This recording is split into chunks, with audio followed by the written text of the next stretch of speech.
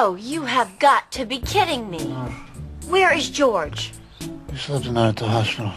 And you slept in his bed? Mm-hmm. All night? No. After you fell asleep. So you're telling me that my snoring is so bad. How did you deal with it for all those nights before I found out about your wife? He usually sleeps on the couch, sets an alarm, gets back in bed before you wake up. Yeah, didn't want to hurt your feelings. Oh, I'm gonna do more than hurt your feelings. Stop it. It's not gonna hurt your feelings, 'cause